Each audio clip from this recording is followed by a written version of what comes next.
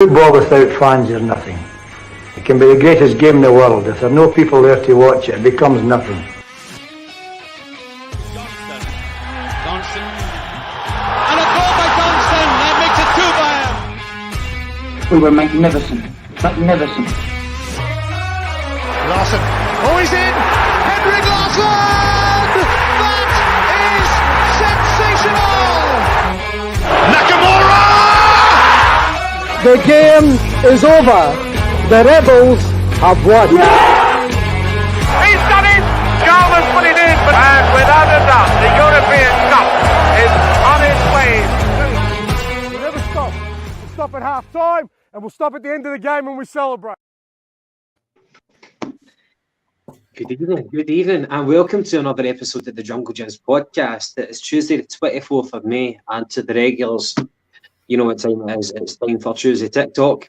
So, of course, you know the drill. Hit the like button, give us comments. That's what Tuesday night is all about. And to the newbies, if you've never actually checked out the Jungle Gyms, please subscribe, first and foremost. Give us a comment, give us a like, and, of course, interact. That's what it's all about. Tell your mates. And tell your mates. Oh, yeah. Do you mind they used to say that? Tell your friends, tell your family. And if you've not got any pals, tell anybody you want. Tell your internet pals. Don't care who they are. I know. There's Frank Kennedy saying, "What kept you, guys? I'll take a day for that. Couple of audio issues. My apologies. It's only 9 minutes late for the best Tuesday roundup on the planet. I'm sure you can contain yourselves." To be fair, 9 minutes late is actually quite a good call for us. I've seen us be a lot longer than 9 minutes before. Aye, if only our women could say that we were 9 minutes late. I don't know. If only they would get to 9 minutes. Talking about premature celebration. Nice one, On Gav. the last episode of the Jungle Gyms podcast, we left everyone on the edge of disaster. It was a precipice where we were morbidly anticipating decades upon decades of banter in Glasgow and Scotland, worldwide. But the Rangers choked on a Frankfurter. It was we went from big dog to hot dogs. Yes, Gav. How long have you been holding that one in for? Oh, About a week. A week, aye. it was good. Paddy, McGinty, how you doing? Oh, Great, brilliant. Really good this week. Happy with everything that's went on in the last kind of 9 months of the season. Disappointed we didn't get a treble, but, domestic double. Can't argue, really, can you? Indeed. Right, okay. Did you guys actually watch it? Hands up. I said I was going to watch it. I'm like, confront your fears. Face your fears. I watched it. Yes, I did. I wasn't going to. I didn't start watching it, but I heard through the old WhatsApps and Twitters and stuff about the very, shall we say, dubious non-booking challenge from Lundstrom. So at that point, I turned on just to see what that was all about. Then from there, I kind of floated, and I was watching. Actually, funny enough, I think I was watching the last episode of Ozark that night as well. So I floated in and out of it. By the way, I actually drank so much that night and that Wednesday night that I should have had a hangover the following day. But I kept so hydrated and drank so much water that I didn't have a headache the following day. It was marvellous. It's great. It was great to be drinking water, wasn't it, mate? Unlike some people. Aye, better than fucking piss water anyway. Aye, better than licking the fucking jobbies out the toilet. Indeed. Right, guys. By the way, just before we go on, mate, sorry, Gav, my apologies, just to bring up a couple of comments. There's one from Just George who I just saw a message about 20 minutes ago, mate. You'd left a message on, I think it was my last video. So George is commenting from Greece. He says he's been supporting Celtic, and I do apologise if I've got the wrong amount here, but I'll just say some years since he saw Celtic as a young laddie. So big hello to George there, and all the way from Holland, we've got Palman as well, who's become a regular contributor, watcher, and Palman has just ordered his first Celtic t-shirt, so good on you, pal. Jackie Makis on the back, brilliant, well done, mate. Welcome to the club.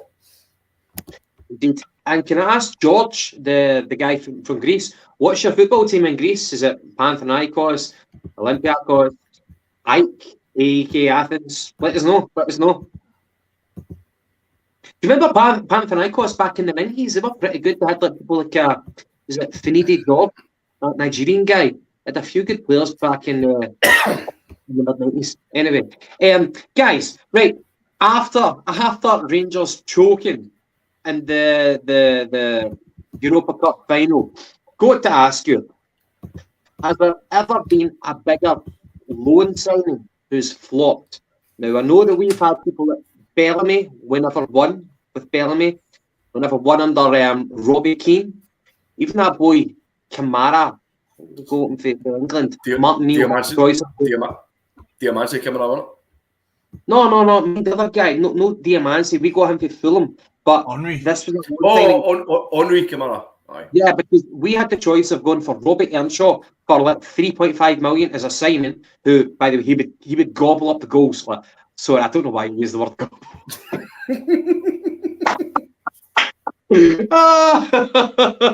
Well, he would score a lot of goals, put it that way. And Scotland. Jobby Earnshaw.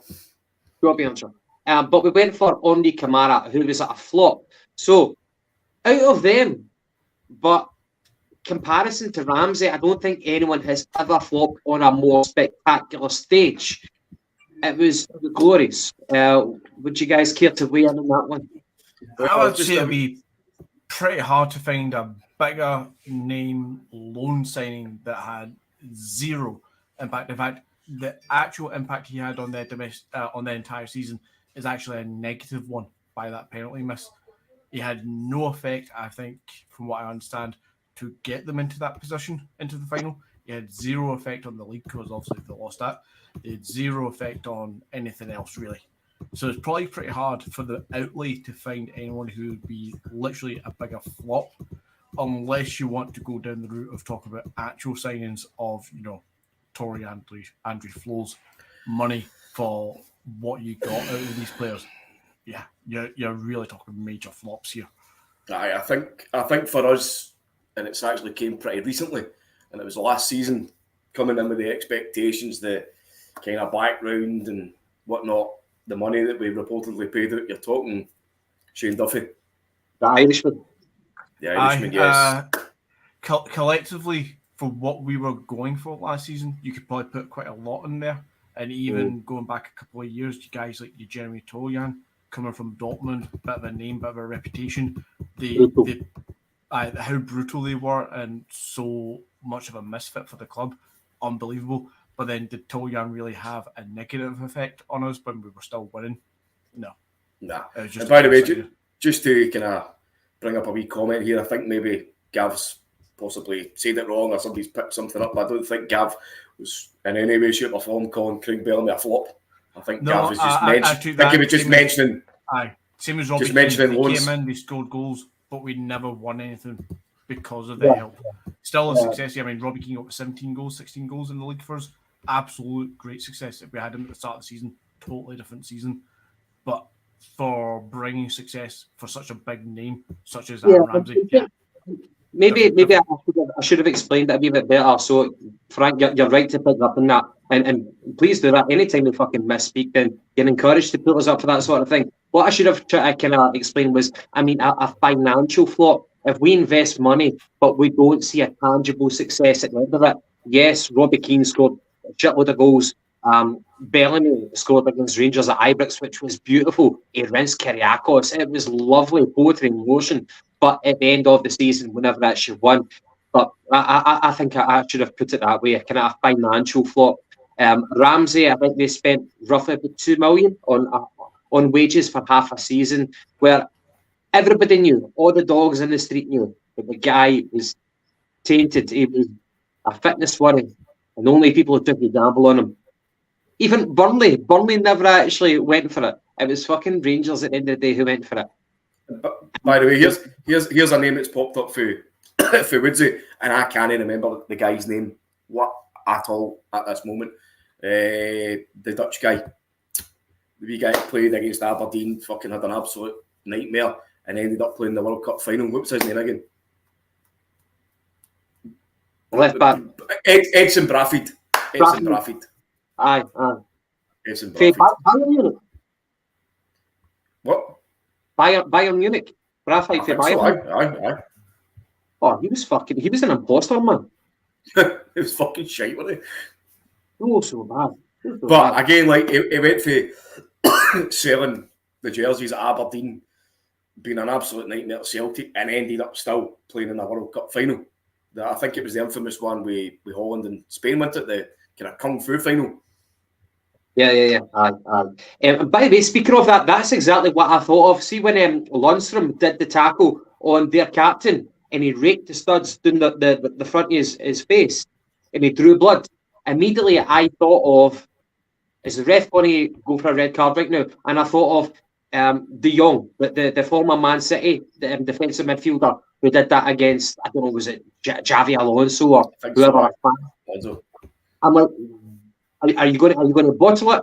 You're going to go for it? But c'est la vie. Rangers lost. It is that. And by the way, we were on the precipice of banter years for a long time, because how long is it going to be before we get to actually go into another European Cup final?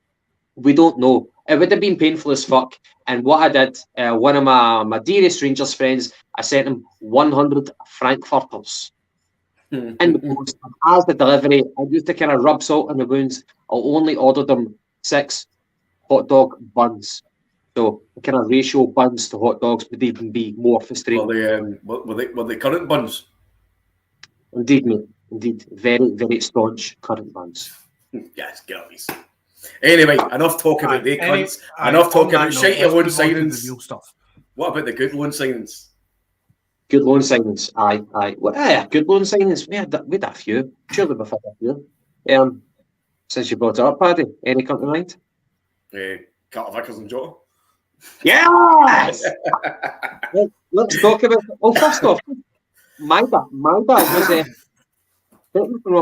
was one of the first loan signings, and we have now we had the obligation to buy. So it was a formality. Everybody knew that we were going to have to buy him, but I believe the fee is roughly around about £2 million. Looks like it, yeah. By the way, the deals that we're making from that Japanese market right now, surely they've cottoned on to it right now, because they're losing good talent for really, really cheap prices. But I think the culture in the Japanese market is they're that proud to see them go abroad to make a career. It's almost like a kind of cultural pride thing, where they're not looking for money, they're just looking for have a good time. We'll watch you from afar, which is great for us. So Maeda has signed correct me if I'm wrong, a 4-year contract for roughly about $2 million. Seems like that, mate, yep, according to the reports. The next one. I woke up early doors in the morning, I saw the news. It was, forgive me for saying that, a Daily Record exclusive. Fuck them. But they've said that Cameron Carter-Vickers has agreed personal terms with Celtic. So that's done and dusted. And as far as I'm aware, we've got until the 15th of June, which is roughly 3 weeks from today, in order to agree a transfer fee with Tottenham. Now, whenever you said convince Cameron Carter-Vickers to stay at Celtic in Scotland when he may have had suitors in England, what would be harder, that or agree a fee with Daniel Levy? I don't know which of the two would have been more difficult, but we've agreed with Cameron Carter-Vickers.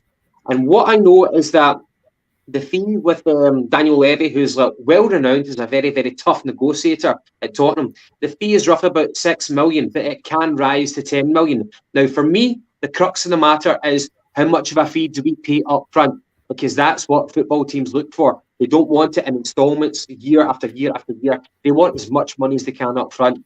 Yes, they're a big shark in England. They've got the biggest stadium in Europe, but he's a tough negotiator.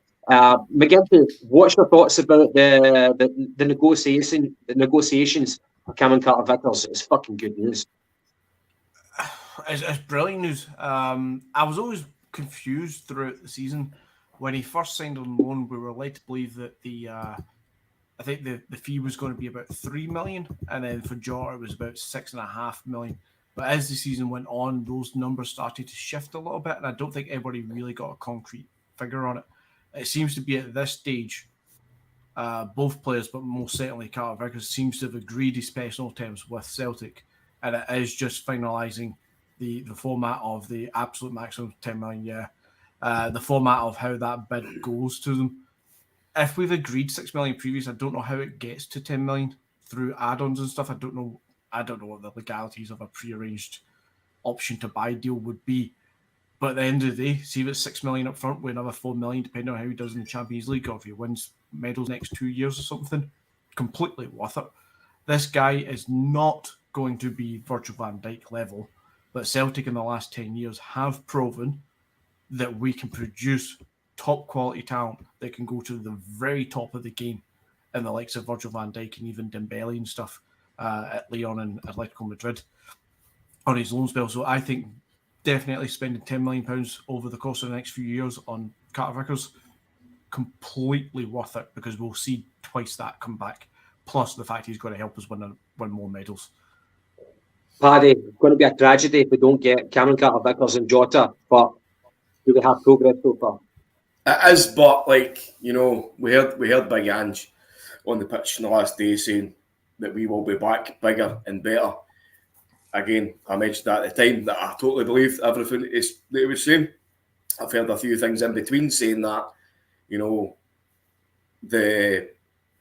everything's been drawn up. He's got his targets. He knows exactly who he's going for. So everything that you're hearing is all kind of falling into place for permanent deals for the likes of Vickers and Jota. Jota's already been reported, I think it was last week, saying that he's wanting to come to Celtic. He wants to agree terms. Terms have possibly been agreed. We've heard today as well that the new Benfica manager isn't interested in him. So that's a massive, massive bonus for us. There's a home here for him. He's not wanted in his own home. Come here, play. It's the same with Vickers. And then obviously the media rumours and whatnot reports have come out in the last day or two to say that Vickers has agreed personal terms. Somebody's obviously leaking stuff. Somebody's telling it up. This is happening. This is definitely happening. The whole thing with dealing with Levy, as you say, very, very shrewd, very stingy for one reason or another. But what we saw today, mate, is that Spurs are actually going for Fraser Forster, reportedly. So the money that could be spent or received by Tottenham on Vickers could go towards Big Fraser. So Big Fraser Forster might end up doing us a solid again. Interesting. I think it's absolutely imperative now, mate, that we get Jota and Vickers in, because everything's settled. Do we still look to collect some sort of selling value of Fraser Forster? Nah, I don't think so, mate. That's quite a few years ago. Well, we've obviously had the loan deal since, but he's technically still at Southampton. Or would we reckon that would? No, I think we got the money straight up from. No 15% or anything like that. I don't think so. No. That's a fair comment, but yeah, I think Paddy might be right. Weirdly, Forster. He's had more game time this season for Southampton than he had the previous seasons. Almost kind of reminiscent of Tottenham wanted to buy him as a backup goalie. Almost reminiscent of Chelsea a few years ago, whenever they wanted to get Craig Gordon as a backup goalie that on San Siro. I think though, Gav, possibly maybe a reason why they're buying Forster as a backup is because he's English, and because of the Brexit rules, the EU, whatever, they've got to have X amount of kind of homegrown players. So that's a good keeper there as backup to Lloris, who is English. So, in all honesty, I don't think the Tory government are going to allow Chelsea to buy so much as a fucking chomp bar. You know what I mean? Like, are they not about to be bought for like 4.2 billion or something? I heard. I think within the next 24 hours. I think you're quite correct, Dad. How much? 4.2 billion. Billion. With a B. Is it fucking Dr. Evil? I'm sure. Did Abramovich not buy them for like circa 1 billion, maybe less, but not far off a billion? It's mad. Are Chelsea really worth 4 times as much as they were 15, 20 years ago? Well, you're worth as much as what someone's prepared to buy you. I think the values probably went down, but I don't know why we're talking about Chelsea. Let's not get too much into that. Guys, a couple of other kind of things. And again, one of the ones, like, we're coming towards the end of the football calendar. We've got the conference, the Europa Sexy final tomorrow night. We've got the European Cup final this Saturday night. But apart from that, it's the end of the football calendar, and it is quite a sad time. Like, Paddy, I know that you're going to be getting your fix from the Agatha Christie trial. Excuse me, Gavin. It's the Agatha Christie trial. And the Johnny Depp and Amber Heard one. I know that you're going to get your fix from that. That is fucking entertaining as fuck. I swear to God. I like watching a good trial here and there, right? I've actually been in a few as well. I'm not telling you what I was sitting in, but aye, it's brilliant, mate. It's fucking absolute comedy gold. Like, you want to see this last guy that they wheeled out. It was a character witness against fucking Johnny Depp, some psychiatrist guy. The guy's just turned into this fucking Jewish version of Mr. Bean. He's the most complete and utter moron that's ever been wheeled out into a courtroom. But I'll not talk too much about that, but it's fucking comedy gold. What you were saying there, mate, about the football season being finished. There was an earlier comment for Cooking with Chef Di, one of the most greatest names out. He was asking a question as well. Anyway, anyone else have the Celtic Blues? It's only been a couple of weeks. Yes, mate. I'm fucking missing Celtic already. Well, we've got the aye.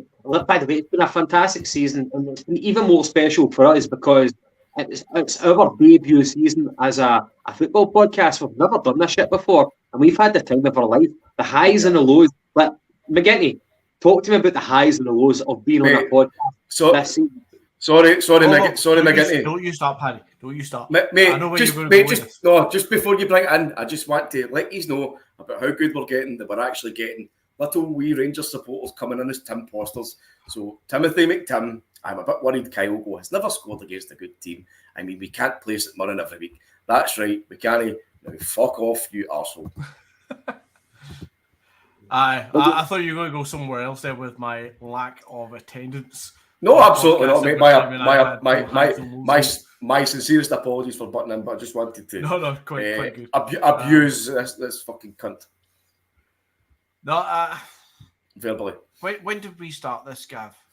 Did we start for the first game of the season? Were we one game off? I think we missed the opening game was we get beat at Hearts. I don't think we did the podcast for that, but we've covered every game since, I believe. I believe so. I remember around about this time last year when we tried to set this up. We 5 or 6 friends at the time without going into too much details. And it ended up being just me and Gav that were the kind of two really committed to try and push it, and then bringing on Paddy to help give us that kind of charisma that we were missing, obviously. Oh, thanks. And it took a while to get it together to the point where we were confident. Because even with Paddy, we have 2-3 kind of dry runs. Just kind of like recording ourselves just doing this kind of stuff. And it was nervous as hell, really nerve-wracking. I know I never took part in as much as I wanted to, and I never took part in what I would probably consider one of our highs as a podcast as a whole, which for me has to be probably getting your man from Japan on, your Dan Olovitz. I think that was a really good moment for the podcast to go out there and get somebody who we really didn't know who he was, other than the kind of Japanese link to an English kind of football source of some kind, English-speaking football source, should I say. So I think that's quite a high to get him in and see the views that got and the kind of click-throughs that got, which, again, as we always champion every time at the start and the end of these podcasts, every click-through, every like, every view is absolutely amazing to see it come through, no matter how many views we get. If it's 10 or 1,000, every single one is always brilliant to see. But that one, I think, just elevated everything, and it gave us all the encouragement just to push a little bit further once we came into the second half of the season. And the numbers that we've seen progressively growing has just been fantastic. So for me, for a high, that is definitely the kind of turning point /high/ whatever you want to say, the kind of the feel-good factor of doing this podcast, just getting that recognition. Aye. There was a few highs for me. Paddy, one of my favourite ones was, it wasn't really our podcast, but it was when you debuted for Come On The Hoops podcast. And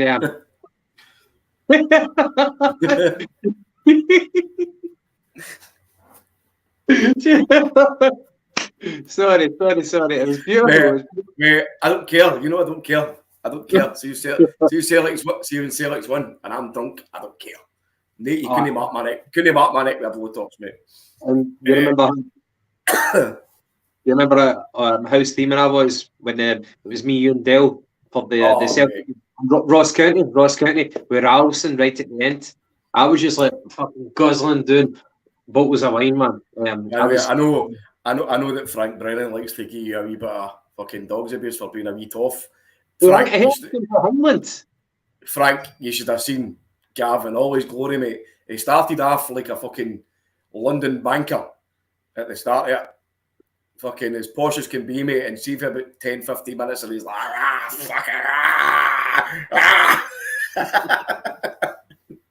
Superb. You're your best. Aye, superb. Right, Paddy. Another thing I heard, Beaton did an interview. I don't know if you saw some of the comments, but Beaton was talking about, obviously Beaton's left after 9 years, blah, blah, blah, blah. Wish him well. I think he's going back to Israel. But he was talking about what it was like. I don't even know who he was talking to, who the interviewer was. But he's talking about the rivalry between Celtic and Rangers. He was talking about the hatred, which we know. But he also said that after last season, when he got a red card against Rangers at Ibrox, well, of course we were raging. But he said that his social media was lighting up like a fucking Christmas tree, and he was actually crying. And at one point, when his wife wanted to go out for shopping, he said, "No." Frustrated. I don't know about frustrated. I'm really frustrated, I'll tell you that. There's Stephen Kelly saying the council estate was coming at you that night. But did you see that interview for Beaton? He said he was actually quite upset with the social media. No, mate, I have not. No. The social media side of things, that his Instagram was going off the hook and he had to actually stop logging into it.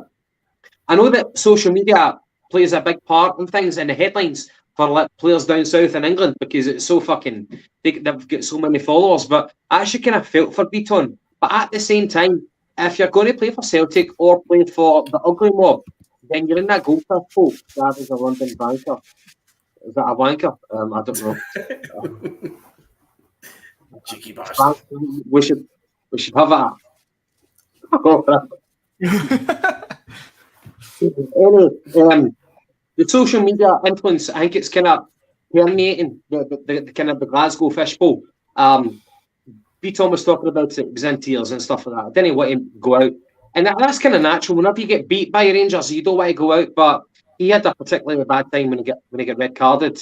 Do you read much into the kind of? It's actually a fair comment. I know that it might sound like I'm kind of blabbering on here, but the growing influence in social media on footballers, the abuse that they get, the racism, anti-Semitism, whatever, just abuse in general. Do you think it's going to be increasing and it's going to actually affect people north of the border? Because I know south of the border is big time. That's all they talk about it. About like Twitter. Twitter should be like regulating the speech there. But McGinty, Paddy, any kind of thoughts on that at all? By the way, I came halfway through. I'm not sure what we're talking about. 10 years ago, 20 years ago, the old school footballers, even going further back, that you would get heckled on the street, but that's all it was. But nowadays, it's on your doorstep. As soon as you switch on your phone, it's there. Do you think that the abuse on social media can be even more intrusive in the kind of the Glasgow Goldfish Bowl? Of course. Yes and yes. Definitely within our little sphere of, the west of Scotland, Glasgow divide, football, Twitter sphere, everything like that. Yeah. I think because we understand what a lot of the insults can be, and you can see a lot of the language used, we know what it means and how fierce it can be. And you're definitely seeing that on social media, especially on the likes of Twitter. Twitter is a cesspit of horrible stuff at times, but it's a wonderful platform. For the majority of the time, it's a great tool to have within the social media kind of sphere world. If you want to do something, you need to use Twitter to kind of interact with your fan base, for lack of a better term for you guys.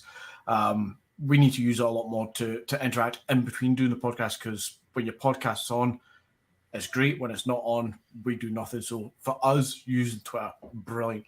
For for footballers and football fans, for that heckle, you see when you're walking down the street, years gone by, yeah, you get a few heckles probably, but then you'd also get probably a lot of people who would be, more complimentary to footballers, just happy to see somebody that they know, somebody famous sort of thing, kind of idea. Whereas online now, every footballer is pretty much on social media to some degree, and they open themselves up to the idea that internet and social media is faceless, and the abuse can be really intense at times. But I think if you're going to be in the public figure, and it doesn't mean that you have to accept abuse, absolutely no, nobody should ever accept abuse, but as much as we as normal citizens can understand that places like Twitter can be full of disgusting, vile comments at times, I think people who are in the public eye, politicians definitely up there getting some amount of abuse as well, and sometimes deservedly so.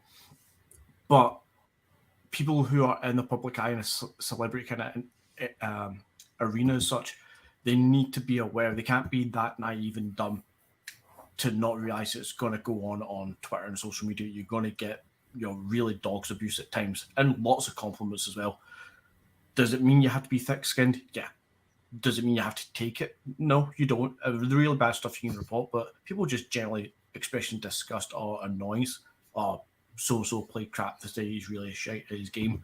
That's not real abuse. It's annoying. You don't want to see it, but it's not real abuse in the sense of, insulted personal attacks. But yeah, you need to be kind of aware of both sides. I think if you're going to be a celebrity and be in that world, you need to be aware that you're going to get it. So you're going to have to take it on the chin at times. Comes with the territory, Paddy. Sorry, mate. Comes with the territory. Unfortunately, it does, mate. We know that the old social medias can be, as McGinty says, a good tool or a cesspit of fucking scum. I think we've all probably been guilty of fucking maybe going a bit overboard sometimes and saying whatever. It's because it's that easy. Do you know what I mean? Just to pick up my phone and say "shut your fucking prick" or something. But the amount of messages I've deleted, like 3 seconds later, like no, that's too far.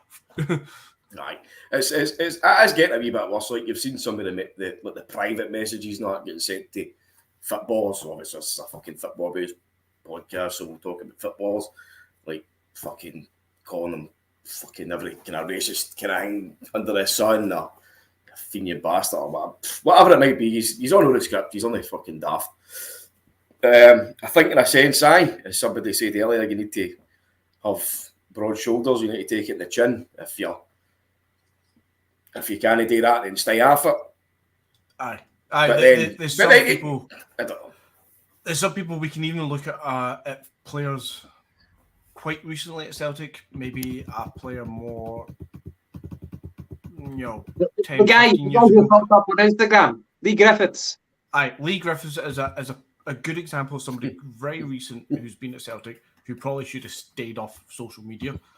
Another one also came from Hibs, Derek Ryden, probably just before the social media burst. But you could imagine a Derek Ryden on social media through his peak football career. He would have been destroyed on that. He would have completely wasted his career just by his reputation on social media. Some people probably shouldn't be on it because they will be so easy to react to things and they'll get themselves into trouble. Which, is it right because you react to somebody else who's been an absolute bellend? Yay, nay. But that comes with the territory if you're going to be in the public limelight in that sense, unfortunately. And it doesn't make it right, but it's just unfortunate. By the way, guys, just as a wee kind of side one, I know you see the comment there, Celtic Supporters Podcast. Guys, watched it, jump on YouTube, same with Kimona Hoops, Thomas Ed and everybody. Dell says, I've had more bans of Katie Price driving, get the zombies slaughtered on a daily basis. I'd be willing to take it back. Absolutely. And by the way, guys, I'm sure he won't mind me saying, but old Derek has just celebrated a big birthday. I was just going to ask, is the it old bastard bans than birthday celebrations? The old bastard's 40, so happy birthday, mate. Oldest one out of us a lot. Huh? Oldest one out of the lot. Happy birthday. Hi. Thank you very much, mate. And by the way, the other night I was back in my Hindland tenement in my living room, which smells like rich mahogany with many leather-bound books. And I had to like put down the Shakespeare book, and I saw an interview by Rio. I saw an interview by Rio Hatate, and he was saying that Celtic Park, whenever it's good, when you win, you get paid, but whenever we lose, we get booed, or he gets booed, the team get booed. Now, this was an interview in Japanese. I don't know if the man, the legend, the media prostitute, Dan Orlovitz, was translating, but the translation was that Rio Hatate said that Celtic fans boo the team whenever they lose and whenever they don't win. I'm going to check that while we're talking. Did he use the term booed when we lose? Because I'm under the assumption it's a bad translation. Yeah, that's what I'm saying. It could be missing translation. That great movie with Scarlett Johansson. Yes. Fuck off. Tell me, Gavin, why did you think that was a great film? Oh no, don't start that shit. Bill Murray was in it, and a lot of people like Bill Murray. Bill Murray's the one that sold it for you. Just Bill Murray. It wasn't the female. I like the Ghostbusters. Who you gonna call? Dan Orlovitz. Scarlett Johansson. Fuck off, you spooky bastard. That was a still game one, by the way. Aye, Paddy, what do you make of the comments? Even if it was lost in translation, if like someone was to say to you that Celtic fans are very harsh on their players, if you don't win, well, by the way, if you don't win in league domestically, then I don't want to say Hugh Keevins. Like Hugh Keevins says, well, if you draw, it's a disaster. If you lose, it's a catastrophe. That's his pattern because he's the pantomime villain. But let's face it, if we lose domestically, it's not fucking good. But I wouldn't agree that we boo our team. No, like we tend not to do that. I know it has happened, but generally, no, we don't do it. Maybe he's mistaking some fucking grumbles and groaning for boos. I don't know, but if he has said that, then he's probably misinformed. I don't know. Right. We have a new potential strip. Now, I don't know if we can do the visuals. Again, we're sorry if we cannot. So we'll keep it very, very brief. I don't know. The thumbs up, Gav. The thumbs up. All right, guys. So if we're going to put up a visual, we might get done for copyright. So fucking bear with me. I've got a plan for that. Right. So have you done like a wee fucking crayon drawing it like? I pretty much have. What they do in the courtroom, the artist sketch. Fucking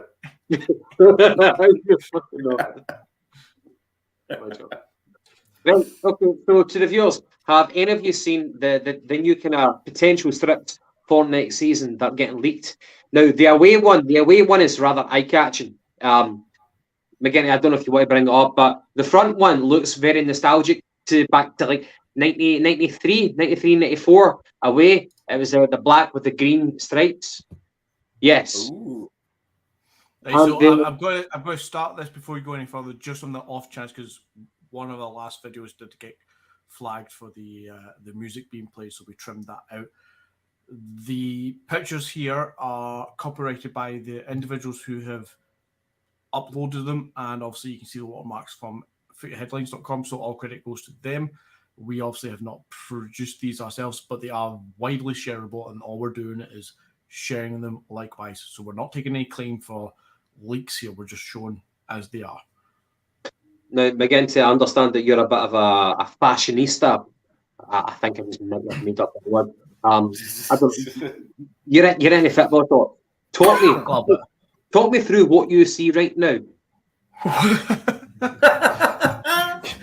I'm not doing an art gallery commission here. I never realised that was only fucking Colin and Justin. As you can see on the left-hand side here, we have the throwback to the 90s Umbro era of the black and green stripes. It brings in the historic nature of Celtic as being a family. Oh, fuck off, no. It's nice. The away, I presume the left one's going to be the away one. Obviously, we can all tell that the one on the right-hand side is clearly the home shirt. Some man at the bottom. If you didn't know that, then why are you here, guys? But yeah, the what I presume to be the away one is grown on me. The shield around the badge threw me at first. I've really came to like the four-leaf clover that we've used in the last couple of years. And I hope that the third strip that we bring out will have that, because I do like it. But the shield's grown on me. It's definitely a throwback, but with the Adidas logo there as well. It's very modernized. It's very clean looking with the stripes. It doesn't. I feel terrible here. What does Shetland fashionista look like exactly? Stephen Kelly says, "That's us on the we're on the shopping channel now." Right. Now you can buy these in all your famous sports goods stores. 245. Harry, what do you make of the silver stripes on the home top? Mate, I'm quite simple. It's nice. I like it. That'll do. Okay. I would prefer gold though, because gold is the colour of champions. Silver is the colour of runners-up. So let's go with platinum. Rather than silver. Fucking silver, behave yourself. Platinum's better than gold. And by the way, two reviewers, we'll get off this PVC daytime channel in like 2 seconds. But by the way, the away top, if you were to look at the reverse of it at the back, it is just plain black. There's no stripes at the back of the away top, which is really disappointing. Unfortunately, for a lot of kit makers recently, and Adidas have this for last year as well, with what would be quite a similar kind of kit for LA Galaxy, I think it was. For one of their away ones last year was green and black stripes as well. It was plain on the plain on the back as well, just plain black.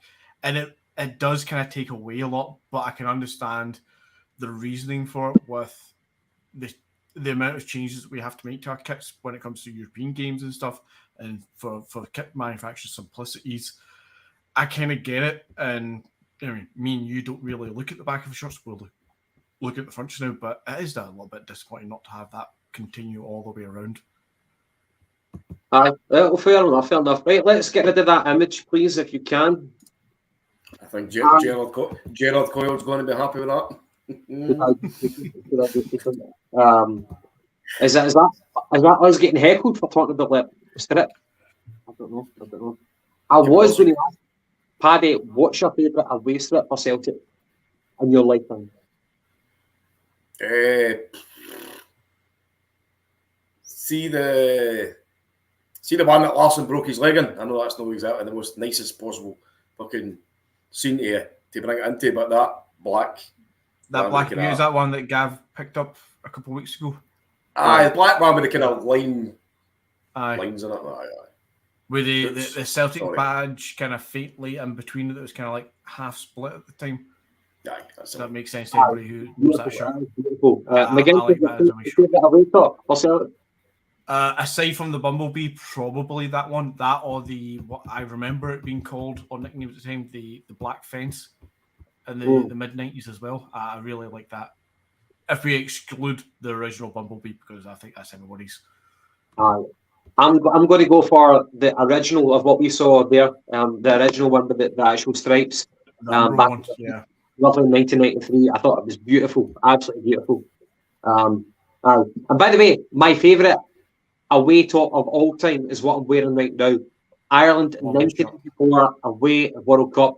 I think this is beautiful, and I think it was made famous whenever John Aldridge, the Liverpool player, was actually trying to get substituted on. I would rather talk about strippers. Sorry, mate. Okay, I'll wrap it up right now. Aldridge was trying to get on against Mexico for Ireland, and it was having like a fucking bet to with the referee because he wasn't letting him on. I think this is the most beautiful away top of all time. Just one personal difference. Let's move on. Sorry, I need to make one more comment, and I don't have any pictures to show you. But if anybody follows me on Twitter or whatever, I'll link you to somebody. I need to just say something. Just last. I don't need to, but I want to. I've actually started following a guy on Twitter who turns out Paddy. Hey, you with the sad face, come up to my place, let's live it up. And shows your tits. No, there's a guy that I started following Twitter, and he's actually the guy who does the designs for the national team for Ireland football shirts over the last few years. And he's been posting the last few days a bunch of shirts that he's designed that have not quite made it to the final kind of shirts that he used. Some of them are absolutely honking, like really fucking honking. And some of them are absolute belters as well at the same time. It's interesting, just because we're talking about the Ireland shirt there, some of them really, really nice shirts that don't quite make the cut.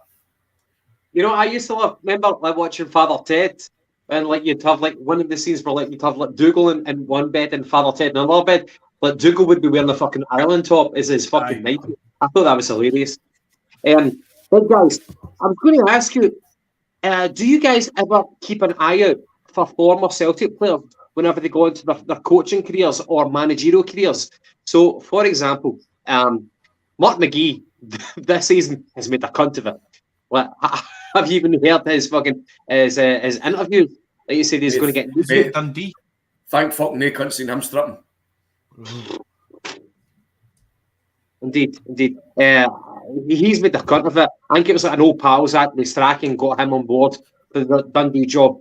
Appalling stuff. However, we've had seamless representation. Indeed, well, we can't afford that, man. We can't afford it. We don't do advertising here. If we do advertising, perhaps. Again, if anybody would like to, we're taking donations to help Paddy set up an OnlyFans. We can't guarantee what's going to be on there, but you know, it is what it is. Bobby Bobby, probably.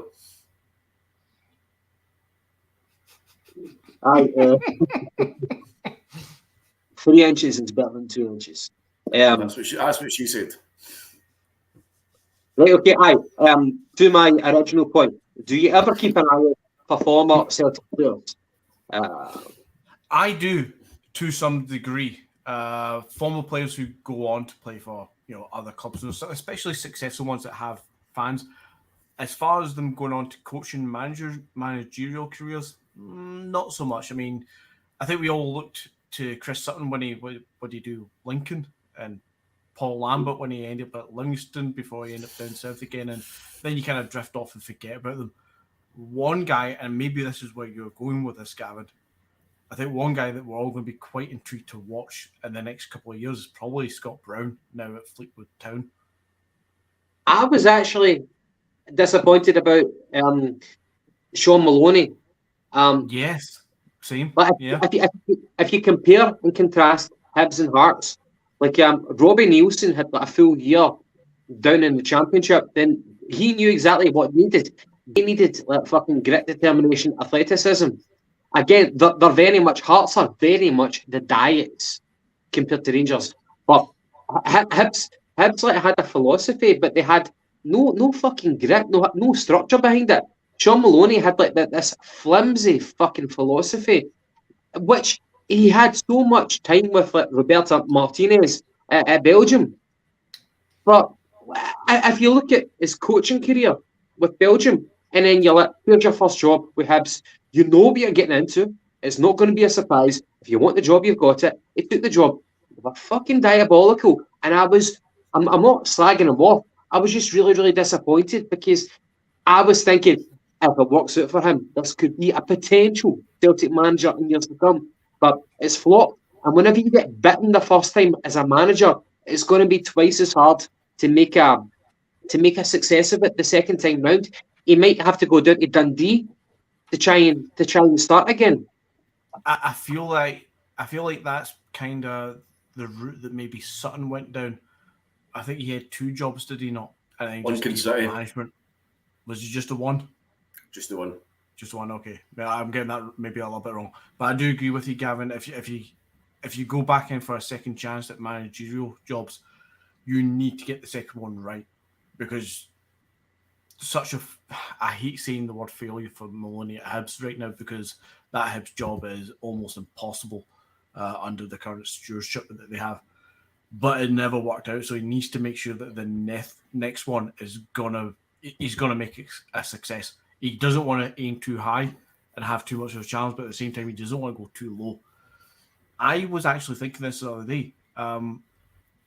Maloney, very well thought of as a coach. Obviously, as we said with him at Belgium with Martinez.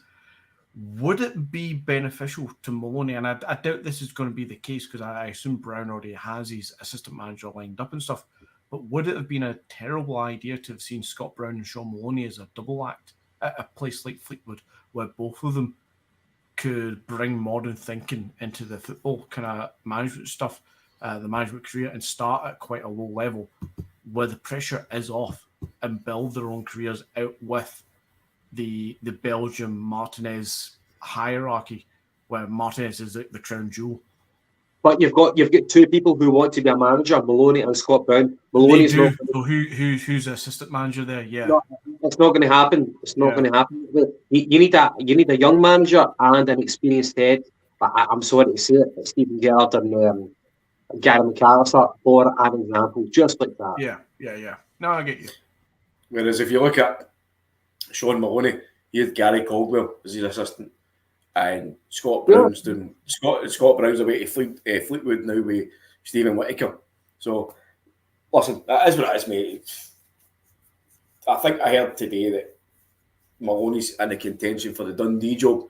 So, McGinty will probably be gutted. McGinty will probably be gutted with us, because it kind of rules out the possibility of Gavin Strachan taking over with his dad. So, of course it does. Mate, Strachan's here. But listen. Here, because I've not moaned about the board for a while, as you bring up the name Strachan and Dundee, I saw this mentioned a couple of weeks ago. Whatever happened to Gavin Strachan's 3-month temporary tenure at Celtic for whatever? No idea, mate. That just fucking... That 3 months is totally gone by now. So what did he do? What was the outcome? Did he bring something to the table? Did he get a job full time? Did he just get paid for 3 months and disappear? We don't know. Fuck knows. Right, okay. A random one. We've had Giacomakis, the first Greek striker since Georgios Samaras. I don't know if we've still got... We had a Greek viewer on earlier on. I was going to say... Who do you think has got the potential to be better? The potential of Giacomakis versus what we saw of Samaras, and the potential of Hugo Furuhashi against the legacy of Nakamura. Oh, 100% Giacomakis. For the record, absolutely love Sammy. But Giacomakis at this point, and this is from a guy who 10 months ago was questioning why the hell we were signing Giacomakis. But Giacomakis, after seeing him this season, will surpass Georgios Samaras 100%. He does the same again next season without injury. He will surpass Samaras as the better striker, the better forward. As for Kyogo compared to Nakamura, Kyogo would have to score 40 goals twice over before he overpasses Nakamura. Nakamura was something different. Not a goal scorer in the sense of an out-and-out striker from Nakamura, just what Nakamura could do, skill with the ball at his feet. I don't think Kyogo can surpass the legacy of Nakamura. So to Lucky 15 Voodoo, by the way, an interesting name, Lucky 15 Voodoo.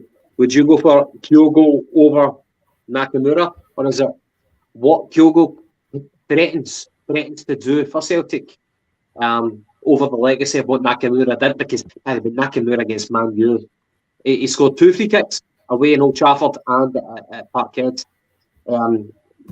Paddy, what does it take to overcome Nakamura? Does any of the Japanese have the potential to overshadow? Do you know what, mate? I know you're only asking a question, but I think it's a bit of a shame, like, to compare the two guys. You know, I get why you're asking, obviously, the Greek and Japan kind of connotations, but That'd be creative, pal. Sorry. I know, right? I'll answer your question then. I would say that even though Samaras fucking made me pull the hair out my head at times, a lot of times, I think Jackie Mack has still got a long way to go. I mean, it's only been the first season. I know he's currently the joint top goal scorer, but I think next season, if Jackie Mack is fit, he's ready, he's free, and he's playing, he's going to get his 30 goals. I genuinely believe that. He's the striker that we've been missing for a long time. Penalty box guy, the brute force guy, the guy who can bring others into play. And then you've got Kyogo. Kyogo it's going to be a tough one for the manager because he's going to have to shoehorn these two guys in. I don't think you can continue a full season with just rotating Jackie Mack's Kyogo. So I think Postecoglou's got a job in his hands, mate, to try and shoehorn somebody into a position. But listen, Kyogo's played out wide in his career. So he has, but Kyogo's also played with two up front in his career. So can I say Ange changing it? No. But they can do it. The players can do it. But is Postecoglou going to change his system? Probably not. So, no, absolutely not. So it's going to have a big. The decision will be down to Postecoglou how he manages it. But listen, it's a great headache to have, mate. The fact that we've got two guys capable of being the icons in the team who can score us the goals, winning goals, important goals. We've seen it with Kyogo and we've seen it with Jackie Mack. So long may it continue, and hopefully we get Jota back permanent to be that kind of foil out wide, and hopefully Abada comes into a game next season and we maybe bring in another. Don't you start. Listen, don't you start. Because I tell you what, it won't be fucking Karamoko Dembele that's doing any damage next season, and I know you're gutted about it. He's not going to be here. I just can't believe you just says hopefully Abada comes on to a game next season. He scored 14 goals and got 12 assists as a right winger consistently. How's that not consistent for a right winger? He's played fucking games at centre forward.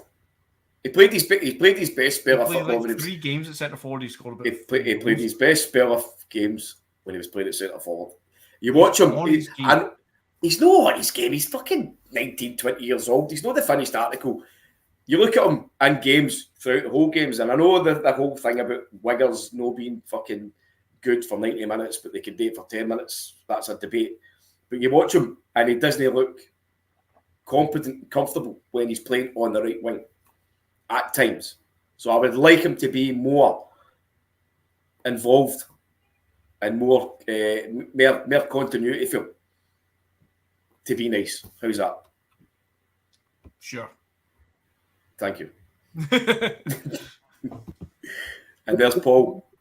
Paul, how you doing, boss? Different type of player. Jackie Marcus is more an out-and-out striker and will go on to score more goals than Samaras. Nakamura, in my opinion, will always be the best Japanese player at Celtic. I feel like Koki Mizuno might disagree. Shut up, you. The fucking translator was better than Koki Mizuno. And the translator has got the same amount of league medals as the fucking most wonderful fucking tavernier. To the viewers, okay, this question kind of struck me midweek. And Frank Vennon, you can obviously contribute to this one, no matter what kind of shellhole of a community that you're taking from. Right. The term a cultured left foot, it's a curious one because in football you only hear that about a left foot. You've got a cultured left foot, but you never have a cultured right foot. But I was thinking, what Celtic players in your lifetime, and obviously we're all born in 86. I'm going to go for John Collins in this one, but Paddy, you did say Naka in the group chat, and that made me think. But cultured left foot Celtic players, who strikes you as that? And if we've only got John Collins and Naka, who else comes to the fore? Who else can we think of? But for me, John Collins, that was my first. And I know that you guys you're on tenterhooks, but I'll just say why I've got John Collins. Remember, I'll let the visitor go first. Do you remember? Do you remember the original Old Firm game at Ibrox when none of us were allowed into the stadium. And I was only Rangers fans. And John Collins curled in that beautiful left-footed free kick. It was a low curling effort. It started from outside and it curled back inside. Almost Roberto Carlos-esque. It was fantastic. And you saw a celebration. For me, John Collins, that was the original cultured left foot for Celtic. And by the way, we know McGinty loves his football tips, and there's people out there that love their football boots. So that goal that you're talking about, Gav, that was scored by John Collins, he was the very first player to score a goal wearing the Adidas Predator boots. So there you go. Really? Yes. That's actually quite in the world, yes. Cultured left foots for Celtic. So let's just name a few. First off, Lubo, cultured on both feet. Charlie Mulgrew, Lubo. Alan Thompson, Joe Ledley. Yep. Fuck off, Joe Ledley. Fuck off. Joe Ledley, 100%. Guy could No. You've got a cultured left foot. You need to be fucking good with it. You need to be like an Alvaro Recoba. Joe Ledley did not have a cultured left foot. I did. Of course he did. Joe Ledley could hit a 50-pence piece from 50 yards away with his left foot without even looking. You send me fucking clips on YouTube. Maybe I've got amnesia. Maybe Maybe it's all that Tory red wine going to your head, Gav. Mate, I've never heard of that. Some left foot. I want to say Bobby Pett, but he really didn't. He was just fast. And there we are, the legend that is Tommy Burns. Tom Rogic as well. There's another one that's come up. How could we forget? Yeah, I wouldn't say as cultured from Rogic, but definitely a talented left-footed player. But yeah, you look at Charlie. I think Tom Rogic is about as cultured as you can get. Like, yeah, Ledley had a fucking cultured beard. I would go that far, but he never had a fucking cultured left foot. Joe Ledley. Aye. God, man. He was left-footed. But that doesn't make you a cultured left footer. He was. Do you know? By the way, just in case anybody's sitting here going, "What the fuck's a cultured left foot? What is a cultured left foot? What is your understanding of that?" Well, it started off with a podiatrist. Really good because your right foot is the dominant foot, generally speaking. The same as right-handed people when you're right. When you see somebody who writes with the left hand, usually you see left-handed writers. The handwriting is awful. So a left-footed player, you think, you're good, you can play with your left foot, that's what you do. A cultured left foot is somebody who can use what would presumably be the less dominant foot, but pull off some amazing passes, through balls, shots, and all the rest of it. Somebody who just, Joe Ledley's got a cultured left foot. A cultured left foot is using your most dominant foot. It's not using your less dominant foot. No, that's what I mean. In comparison, when people are right-handed, and it's always good handwriting, but you get people who are dominantly left-handed, but the handwriting just doesn't look that good. But it's used by the left hand because that's their dominant. That's a good one. That's a fucking good one. I like that. Joe Ledley definitely has a cultured left foot. And there's Kieran. I don't think anybody else could have such a cultured left foot. A left foot that could create fucking art. My left foot, I am Daniel Day-Lewis. Paddy, me and you talked about Daniel Day-Lewis at the start of the fucking podcast, mate. Aye, because I said something and you're like, what? My left foot? you were talking about Greg Taylor with his left foot. I'm like, sorry, are you talking about Daniel Day-Lewis? He won an Oscar for that fucking movie. That was pretty good. By the way, do you know who else has got a cultured left foot?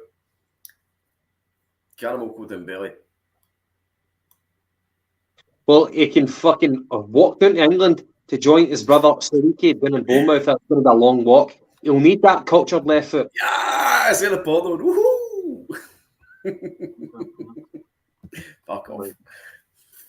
Guys, remember the day. Tomorrow, it's going to be the 25th of November. And tomorrow, it's going to be 55 years.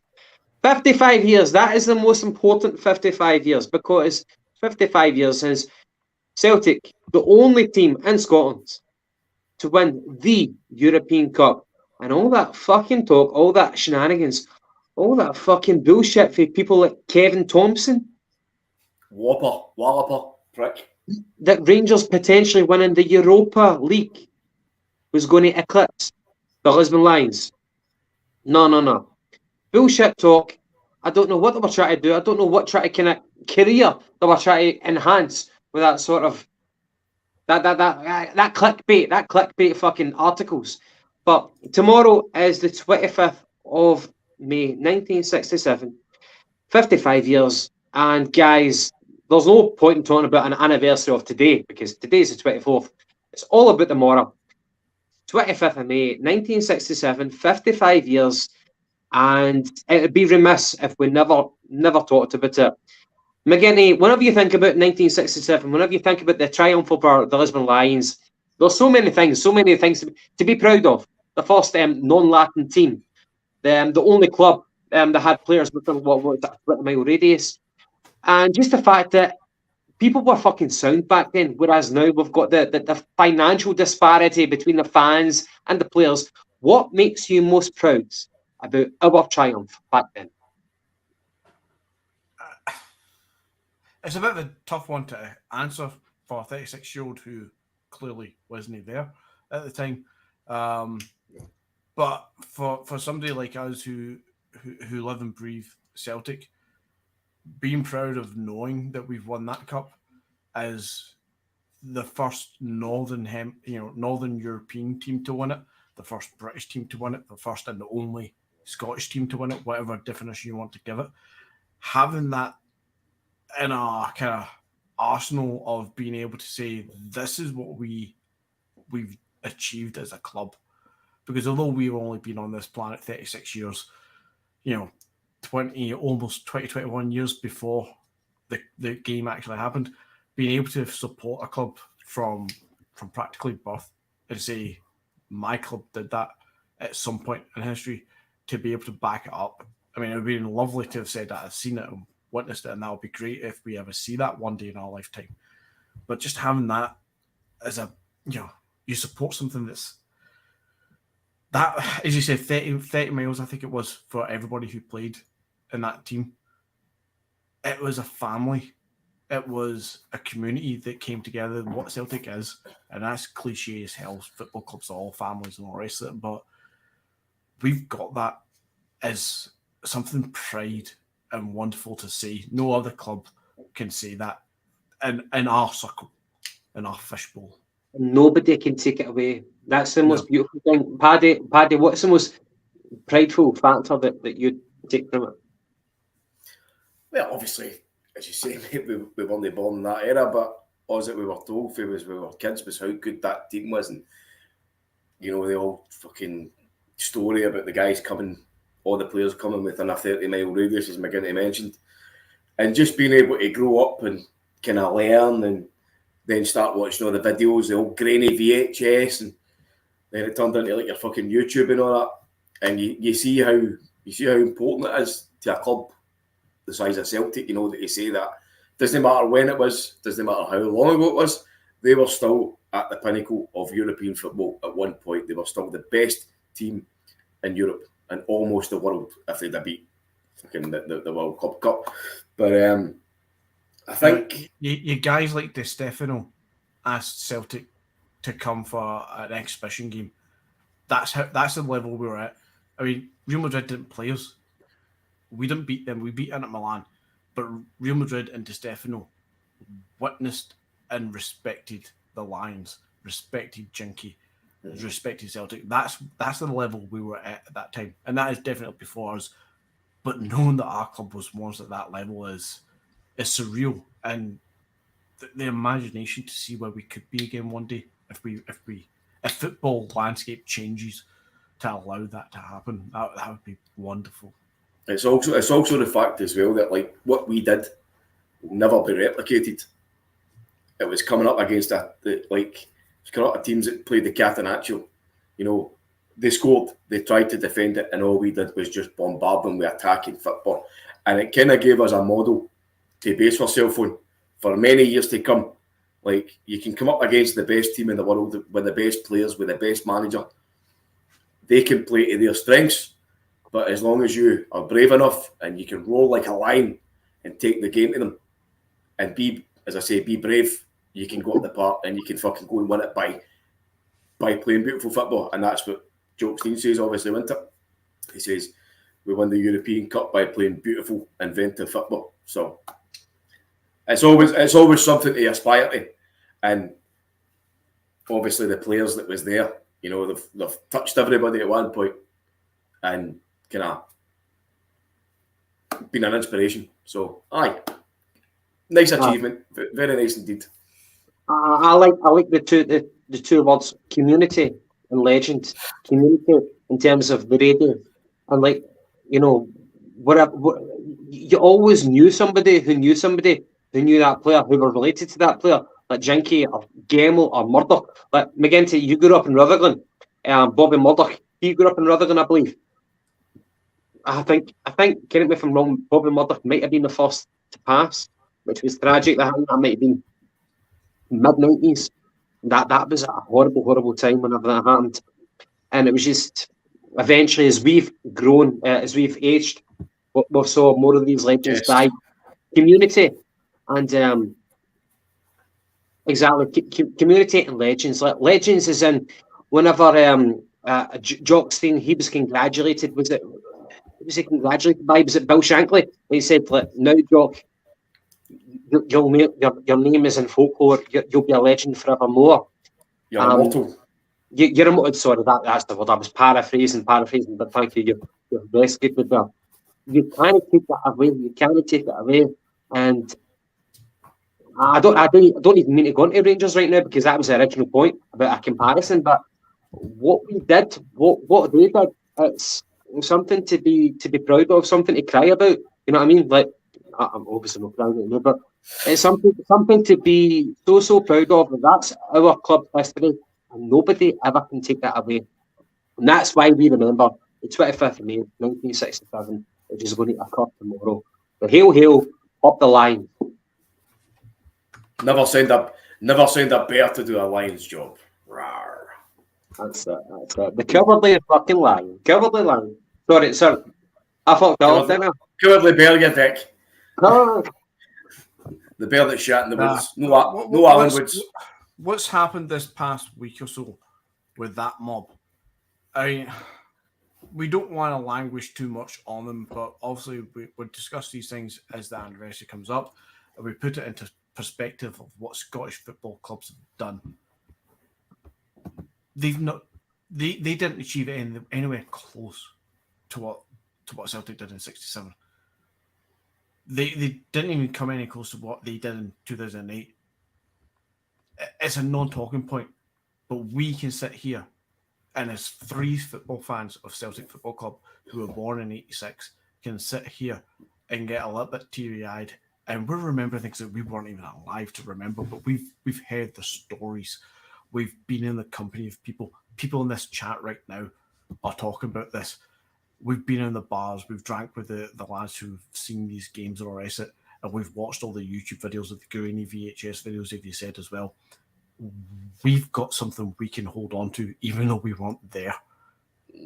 That's something that no other team in Scotland is able to do. Yes, obviously, they've won the Winners' Cup, and Aberdeen's won a couple of cups, and that's good memories for them, if any of them can remember seeing their team lift that trophy, which I doubt one team can.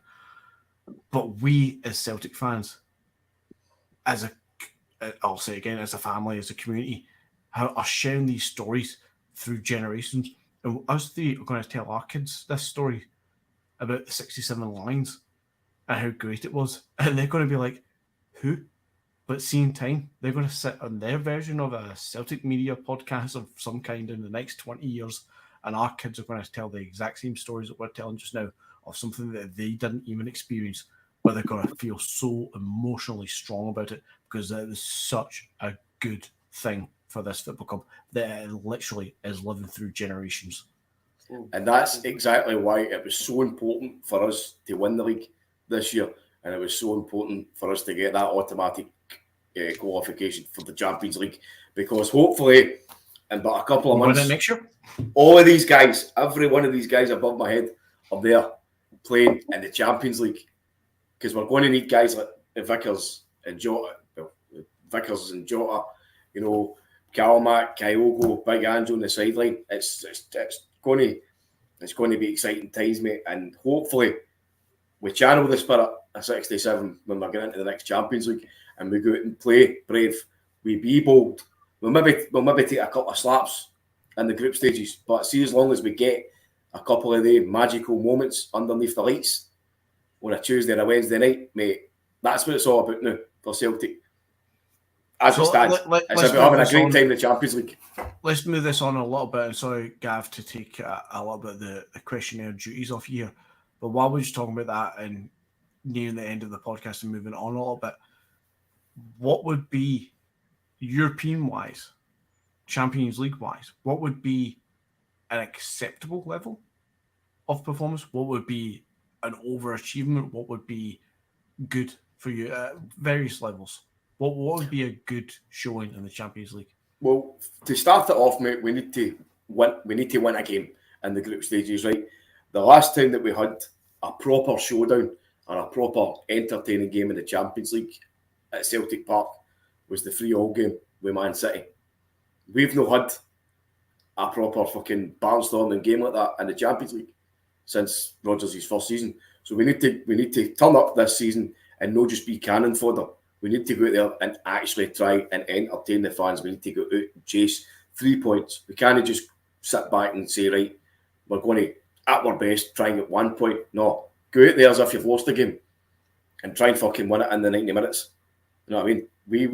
We don't want to just be numbers because we've not been there for 3-4 years. This is party time now. We've said it before. We've said it last week. We've said it the last couple of weeks. Us getting the automatic qualification, we don't need to fuck about with 8 games trying to get in. We're already in. We've put ourselves onto a better pedestal for getting better players in. So hopefully we're going to get that. If we get Carter-Vickers in, we get Jota in, we've got a settled team there already. So what's that? What's he say? Aye. Hopefully if we get these 2 guys back in, it's a settled team. You know, it helps guys like Starfelt to come on and have a better season because he's going to have a better understanding of game with Vickers. So you're only looking at maybe bringing in 1, 2, 3 or 4 players to challenge your core squad. Hopefully a defensive midfielder, hopefully another left back, hopefully another winger, and hopefully another striker. That's all you need. Yeah, I'm going to say something and I might get shot down by you guys or by the viewers, and just go for it. I think that Ange has got the right tactic. I don't think we've got the personnel. I think a massive part of our tactics is building it for the back with the goalkeeper with the defence. I don't think we've got the players for it, and I think that we've struggled against Rangers, which means we're going to struggle against some of the better teams. In fact, anybody in the Champions League and building it for the back. I'm not saying that we're going to get beaten every game at home anyway. But I think Ange has got the right tactics. We just don't have the personnel of Champions League to complement that. It's a thing in progress. And of course it is, but we're going to add to the squad. The guys like Hatate, who was dead on his feet. Guys like Maeda, who haven't had a break. Guys like Jacket. At the back. Defence, goalkeeper, defence. Playing out for the back and building up the attack. If you don't have that foundation, you're comfortable receiving the ball, turning, playing it, then we're going to flounder. And we're going to succumb to that. Listen. If we go into games like we used to do years ago, and we get the ball at the back and we just humph it up the park and basically just give the other team possession back to come at us, we're going to come up trumps. No, we're going to shoot ourselves in the foot. But if we, as you say, manage to get the back 4 in that can play about with the ball, it's going to be decent. The only one problem or worry that a lot of us have got is Greg Taylor. Let's be honest, at that level. So if you're starting with a back 4 of, let's say, Joe Hart, Juranovic at right back, Carter-Vickers is... What? Back five. If you're going to put the goalkeeper in there, it's well, obviously I'm putting a goalkeeper in, but I had to. Four at the back, right? So a back five then of Joe Hart, your average right back, Vickers and Starfelt at the back, centre backs, and I don't know, maybe fucking Mohamed Yaz or whatever his name is.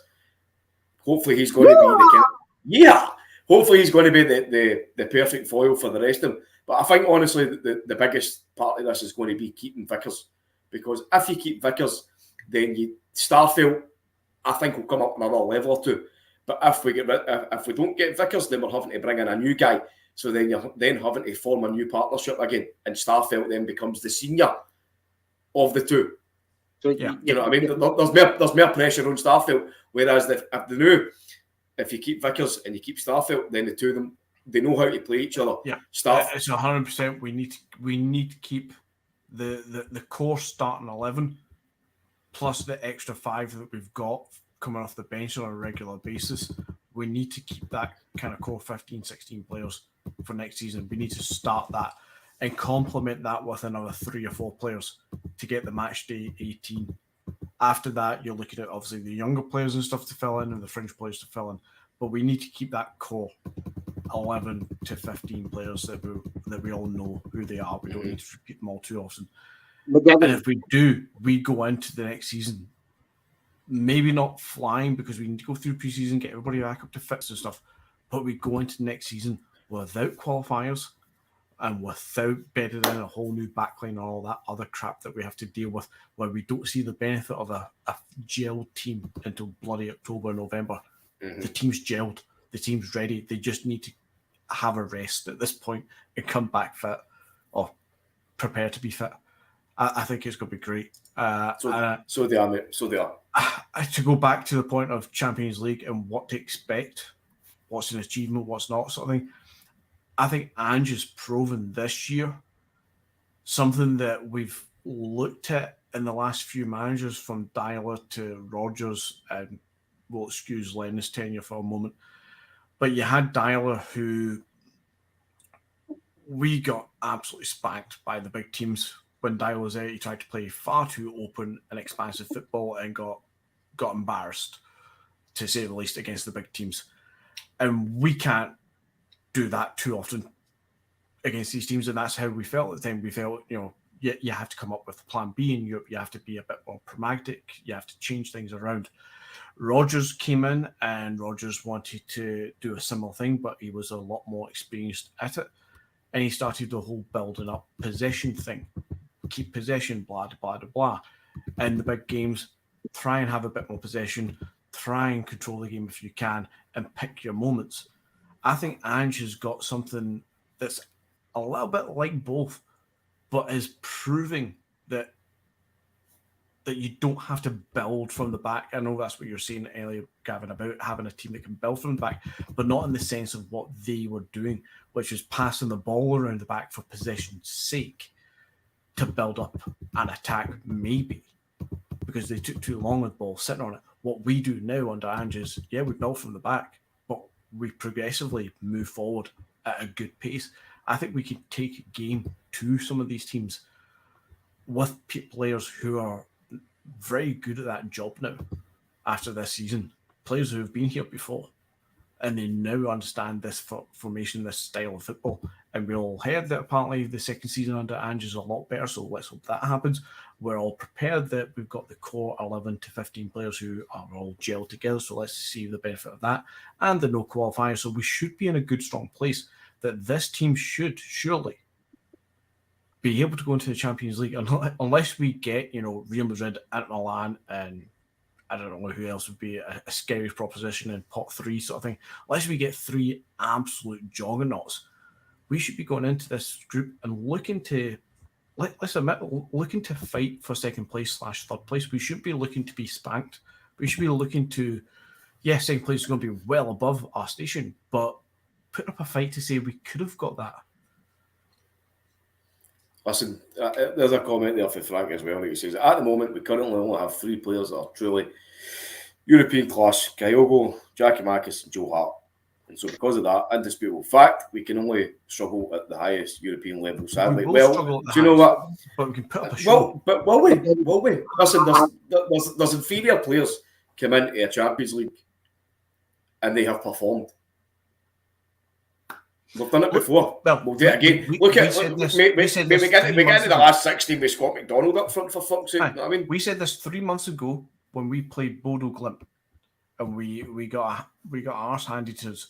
In the second leg, I think we can all admit, even though Ange might not do it, but we can all admit that we fielded a somewhat weakened side, and we took our eye off Europe and focused our attention on the domestic scene. I don't think any of us are criticising that at all. But we all said it after the Bodo Glimt game. I'm criticising it. Bodo Glimt. If you're asking if I'm criticising Bodo Glimt, I thought we're fucking shocking. We didn't play good, but I'm not criticising Ange taking his eye off the European aspect to focus on the domestic scene. I don't think he prioritised one another. He played that good. He did. I thought we fucked up against Bodo Glimt, and we made an arse of Bodo Glimt. We totally, utterly underestimated them, and that was to our peril. But again, that was the first season in Europe, and that was a learning. That was a learning curve for Ange. The same as fucking going gung ho against Betis was. The same as fucking da. He'll learn through that, and he'll take it into the next season. My point is, though, on that, is that after the Bodo Glimt games, we all admitted to everybody else that we were talking to at the time was that what Bodo Glimt had been doing for the last 3-4 seasons, building a style and a system and a formation and building a cohesion with a manager for the last 3-4 years is what got them to the point where they're taking scalps off us and Roma. We need to be doing the same. We're in season 2 now, or about to go into season 2 now, and we need to be doing similar. That's what I'm saying. We will learn from last season. Yeah. Europa, take into the next one. If we improve, bring in a couple of key players, we'll do well. We're not getting in here as fucking cheap. Do you know what I mean? We're going to have a bite. People like Kieran and Frank just said, Ange will learn. 100% agree. Ange will learn. If Ange does the same thing and keeps failing, then that's not Ange. I don't believe that. Ange will learn. We will get better. I think Bodo Glimt, it could have actually probably been the best thing for us in terms of Ange's education in Europe, because we were doing fine domestically. We did okay with our Europa group stage. But the people that we played against, the calibre of player, Betis, Leverkusen, and Ferencváros. But then we get beat by these unknown Bodo Glimt guys who went like fucking 3 months without having played a game in anger. Ange will learn from that.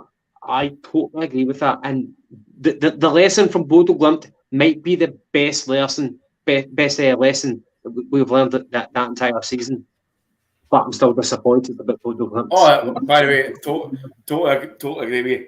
But it could very well be one of the kind of sliding doors moments, do you know what I mean? Like, we fucked it at the time, we were raging because of how much we underestimated them, but it could potentially set us up for a better platform next season, which is now the season coming.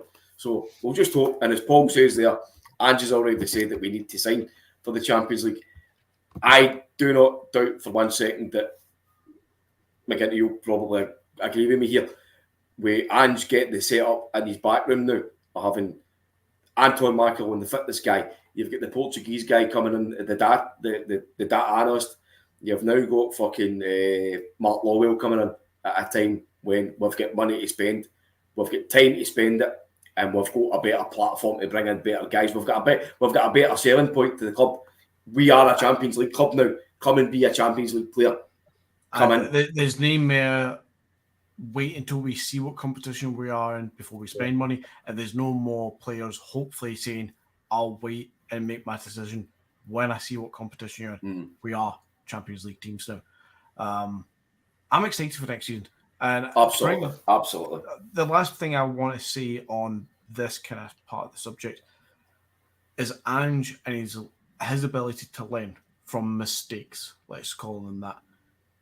I think he's shown this season that he can quickly learn from them. Such as Kyogo out on the left. He didn't really do that again. He realised that mistake against them didn't do it again. I think he learns quite quickly. He might seem quite stubborn and quite fixated on his style and his formation, and he doesn't give up on it. He's committed it himself. He knows what he likes to see in football, and he knows what he wants to achieve, and he knows what to do to make it work. But I think when he makes the slight small mistakes, I think he learns quite quickly not to do it again. And I think he'll learn from European games this season. Real Betis, Leverkusen, I think he'll learn from them. They're big teams. If he doesn't learn, then it'll be Einstein's definition of insanity. Doing the same thing over and over again without learning a lesson. Guys, moving on to one final point, and then we'll wrap up for tonight. Yep. I'm going to rhyme off 13 names who I think, in my opinion, should be the outgoings for Celtic. Make a note of anyone you disagree with. We'll go over it briefly. The guy. By the way, do you remember the guy? Mind we wanted to go. Sorry, I'm digressing. Mind we wanted to go for before Giacomakis. We wanted to go for that guy called Henry, the Belgian guy, centre forward Belgium. Yeah. He signed for Venezia. Henry. Indeed, I don't know if he signed for Venezia because I've got a belter of a football top. It's a lovely football top, but he signed for them. I think he scored about 8 goals in the Serie A, and they've been relegated. You got a Venezia football top? Do you have a Venezia football top? No, I don't, but they've got a belter of a football top. Yeah.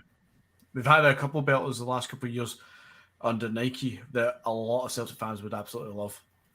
Actually, on the final game of the season for Celtic, we beat Motherwell, and there's a guy in front of the cash machine in front of me, and I was wearing my Celtic top. I was about to walk to Parkhead. He was wearing a Venezia home top. I'm like, mate, that's a fucking cracking top that you've got. He turned around and he'd spilt his fucking breakfast in it. A fucking fried egg. It was like half dripping off the fucking top. It looked horrible. He'd ruined it. But all right.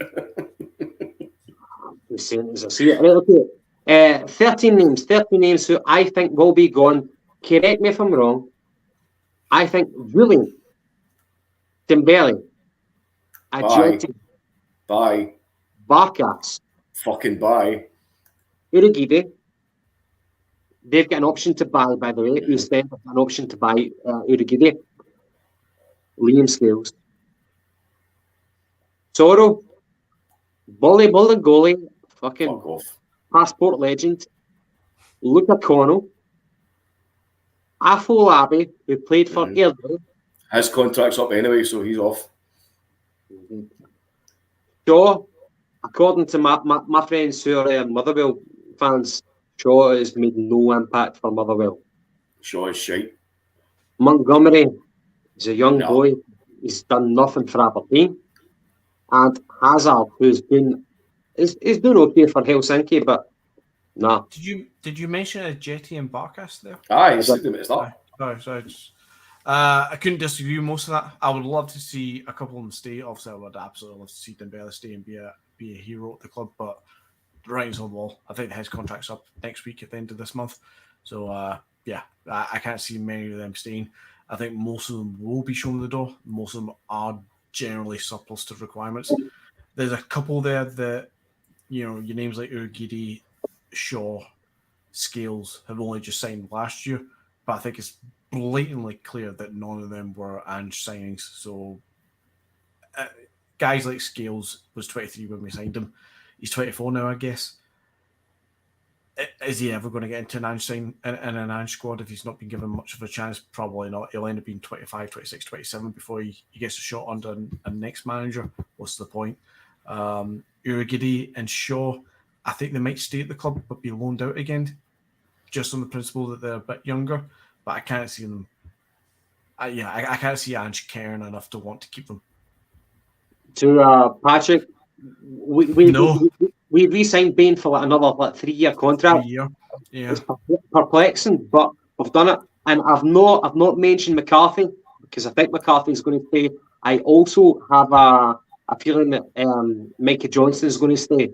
I don't think they're probably good enough, but I think we're going to keep them. And we've also not mentioned Christopher Jullien. No, it's his first name you mentioned. That was the first name. Was it? Sorry, my apologies. We unfortunately won't get the money back that we spent on because he's been out for over a year. No. So that's the downside to this whole thing. But I think we'll still get maybe 2 or 3 million back from, combined with wages off the book with him and Barkas and Ajeti and all the rest of it. I mean, we don't need the money to spend just now. We've got the money to spend. We don't need to wait for that to happen. But I think knowing that a lot of them can leave and free up the wages will help the club and help Ange to say, you know what, Carter-Vickers, you can get whatever you're asking for, the 35,000. You know what, we can go and get a left back who we're going to give X amount of thousands to a week rather than projects as such where we bring them on low deals. I think we can be a bit more selling ourselves in that way.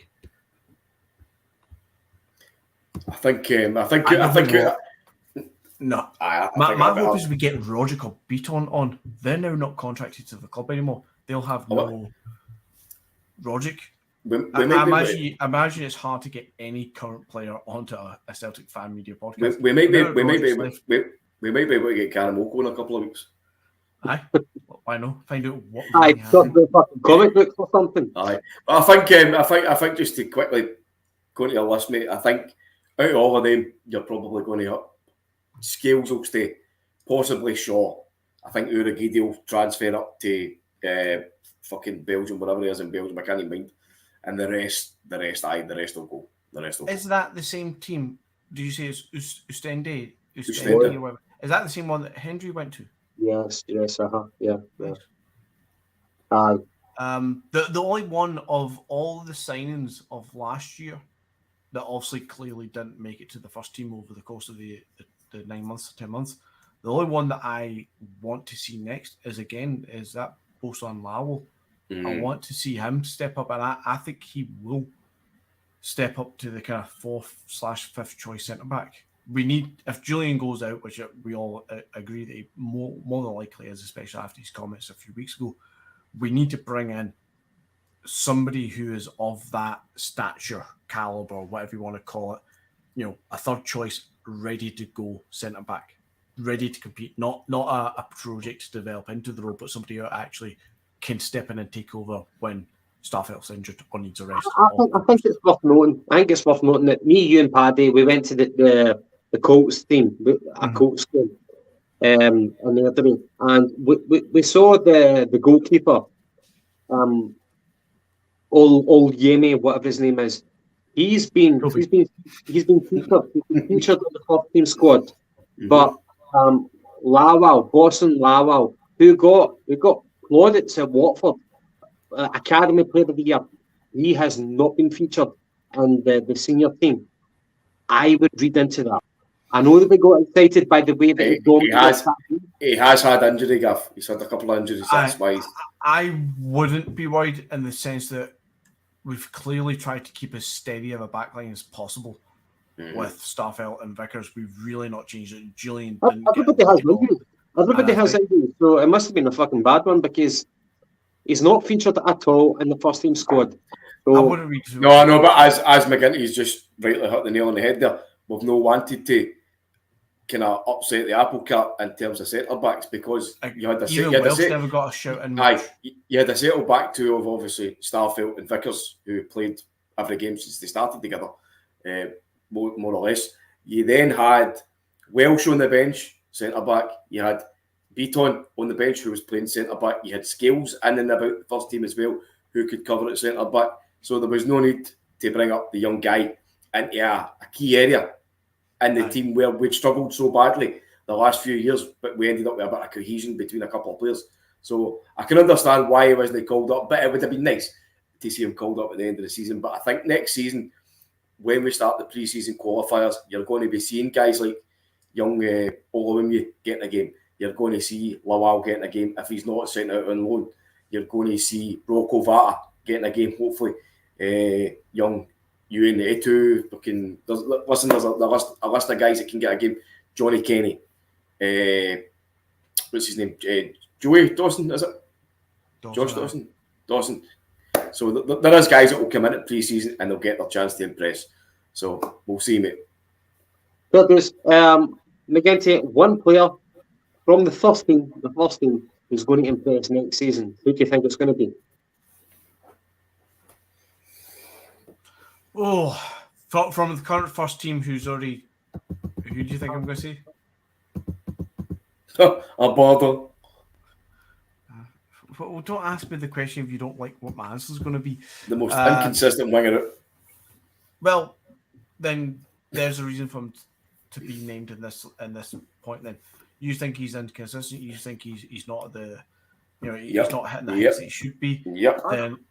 Then let's I'll go with him. Let's go with the guy who scored 14 goals and 13 assists last season from the right wing, and we'll say that he's going to step it up as a 21-year-old next season, and he's going to be more consistent and get more goals, and he's going to shine next season. I absolutely hope he does, mate. Not this year. Well, he's not. He's had glimpses, but he's not done it consistently. But I would love to see it because he's shown that he can do it, but just doesn't do it consistently, in my opinion. I'm looking forward to seeing Ideguchi. I think there must be something else in there. Where do you think he plays, right? Because see when he came on and had his cameo position, he ended up like as the number 10. He ended up as the furthest forward midfield, and we were led to believe that it was a kind of deeper midfield. So where do you think if he's going to play next season? Generally, have no idea, but that's one of the things I'm looking forward to seeing. Is obviously he had a bad injury as well after he signed for us, so he's been kind of really slowly introduced. But he's been signed by Ange for a reason. Mm-hmm. And I think he's very much aware he's not making an instant impact the way that Hatate was going to do it. But I expect to see something. Ideguchi has had a terrible season because of injury. But the people who were saying he looks a fucking tidy player because he came on in the last game against Motherwell. What was it, 6-0? Aye. Everybody look at the player and that sort of thing. Motherwell were shit scared to even impose themselves because we're just going to get exposed left, right, pass it through. They had nothing on offer. Ideguchi came on and he just kicked the ball, passed the ball, kicked the ball, passed the ball. And that's no fucking Barcelona, Pep Guardiola sort of thing. He just did like a fat man. If a fat man came on the pitch, he could control the ball. That's what he did. He did nothing to impress. I heard so many Celtic fans come on to the radio phone in and stuff like that saying Ideguchi looks like a tidy player. Fuck, tidy player is a new fucking patronising compliment. I absolutely love the extreme differences here in this opinion on Ideguchi. 3 out of 4 ain't bad. Postecoglou went for 4. 3 have done well. 1 out of 4 failure. We'll give him. I wouldn't say failure. He's not done anything yet, and we don't know what kind of player he is, and that's why I'm thinking next season could be exciting. Indeed. So many people have not done anything, but Ideguchi will get another season guaranteed. We're not going to let him go right now, but in my opinion, he's not going to do anything. I'm going to put my mask up. Ideguchi is a tidy player. It can be a tidy player in fucking Japan, not in Celtic. So, Paddy, McGinty went for Abada. You've went for one player to watch for next season. Who did you go for? I'm going to make it short and sweet, and I'm going to surprise you with this one. Actually, I'm going to say Starfield. Good. I think Starfield's going to have a blinder next season. Honestly, if and only if we sign Vickers. Fair. And I'm shocked. I'm actually shocked. I'm saying that after how it started this season. For the first few weeks, we're hounding that guy. I think, and I know he's still got his doubters and his detractors, but there's no denying that he grew and grew and grew as the season progressed. I think he's still got a few things he can work on, but I'm liking facets that I'm seeing in his play. He's getting strong. He's getting more bars on his left foot. He's imposing himself. He's got good recovery pace. He's decent in the air. I think I'm going to go for Starfelt in the Champions League. Just you watch him and Vickers fucking turn Mbappe a new arsehole. And for me, I'm caught between 2 players. Well, by the way, I think Maeda will have a very good season. But I think the most difficult one to call out of the two midfielders is O'Reilly or Hatate. I'm caught between the two. They're different type of midfielders. I'm caught between the two as to who's going to have the most of an impact next season. O'Reilly. I'm going to go for Rio Hatate to make a big impact next season, more so than O'Reilly. I would agree there between the two on the principle that, on the basis that I think we're seeing O'Reilly not at the top of his game, but he comes on and he does his game well. I think he's got he's not suffering from anything, whereas Hatate is clearly dead on his feet, as Paddy says earlier. And you can definitely see that he needs a rest, and then we're going to expect bigger and better things. I think O'Reilly might have the kind of Turnbull Rogic effect, where steady Eddie, always consistent, a great technical player, and he will do well next season. And it will just be a slowly but surely O'Reilly, as Rogic has done over the 9 years. Rogic is an absolute phenomenal player, but they will just slowly but surely cement himself. I think the impact from those two players, the bigger impact next season is going to be from Hatate. And one last thing, Paddy, the impact of Turnbull. Me and you were critical of Turnbull. I know that he was like pivotal at the start of the season because that's all we had. We had Cal McGregor, Rogic, and Turnbull. That was all we had, with Beaton eventually coming in if one of them were fucked. But we've had such a change in complexion over the midfield, and it almost seems like Turnbull is a forgotten man. He came on at the very, very tail end of the season when the league was practically wrapped up. But do you think that Turnbull can force his way in to the midfield three next season? If he plays to the maximum of his strengths, potentially yes. I've still got issues with him that I don't like. I don't think he's imposing enough. I don't think he gets himself involved in the games when the going gets tough. But he is a good player. He's young. He's got talent. He's got skill. He's got technique. So he's got the tools there. It's just the application that needs to be a bit better for me. And it needs to be a bit more braver. But yes, he's going to be there or thereabouts. And I think it's going to be a good and interesting battle in the midfield next season. I've got a sneaking suspicion that we won't see as much of Hatate as we think.